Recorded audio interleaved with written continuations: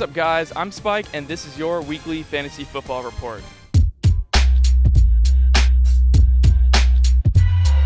This week's starter quarterbacks are Justin Herbert and Kyler Murray. With Justin Herbert, do y'all see this guy's lettuce? It's immaculate, big-time fantasy scorer. One of the best, if not the best, quarterbacks for points right now. Start him.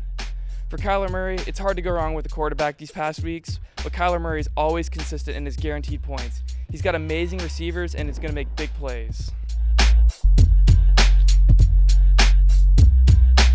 This week's sleeper quarterbacks are Carson Wentz and Tom Brady. Told y'all to pick him up the last 2 weeks, and both weeks he has performed. To high 20s both weeks. Dave Bertoni moving to Philly put a spark in Wentz and the Eagles. Tom Brady is pretty inconsistent with the fantasy points, but he put up a good 37 last week is against the Giants this week.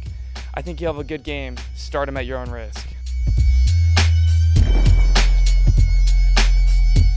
This week's quarterback waivers are Joe Burrow and Derek Carr. The Natty winner has had a rough go in Cincinnati. The Bengals O-line looks like a flag football O-line and can't protect him at all. But he manages to get decent points off the weeks they do well. If you need a quarterback, pick up Burrow. Carr has a respectable 20 this week. Nothing over the top, but if you need a consistent 20 points, he'll give it to you. Low risk, high reward going into week 8 against the Browns. This week's starter running backs are Derrick Henry and Mike Davis. Derrick Henry is 6'3", 238 pounds. Start him. Davis is leading the backfield and has already had some good weeks. He's going against the Falcons, whose defense is worse than the 0-16 Browns from 2017. Good start considering every running back is questionable or injured this week. This week's running back sleeper picks are Todd Gurley and Jonathan Taylor. Gurley has had a couple good weeks of production. I think he's a good sleeper pick this week against the Panthers, who practically only let running backs score on them. I'd put him in this week. Taylor has been pretty average so far. Much like the Panthers, the Lions' running defense blow and allowed Todd Gurley 22 points last week. I expect the same thing from JT this week.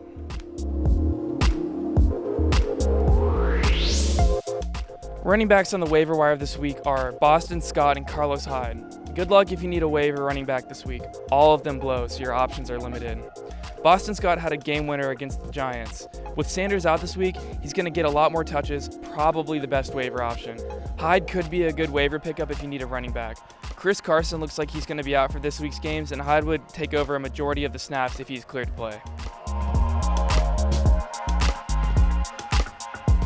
All right, guys, so this week we have a guest speaker, Caden Garland, here to talk to you all about the Dolphins. Happy to be here. Thanks for having me.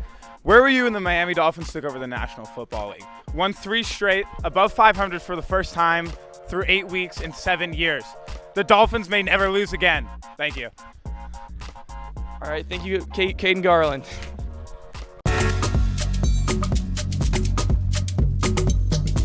This week's starter wide receivers are Devontae Adams and Keenan Allen. Adams has been pretty hit or miss this season. He'll either give you 12 or 40 points. He's up against the Vikings, who have horrible pass coverage. Start him for 40 this week. With Justin Herbert throwing the ball well, Allen's draft stock is raising. He'll have a good week against the Broncos.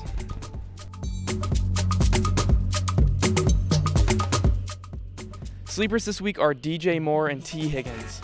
Falcons pass coverage blows. Throw Moore in this week. Told y'all to pick him up.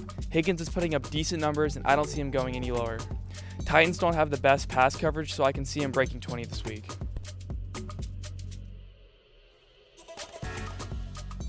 Wide receivers on the waiver wire this week are Christian Kirk and Sterling Shepard.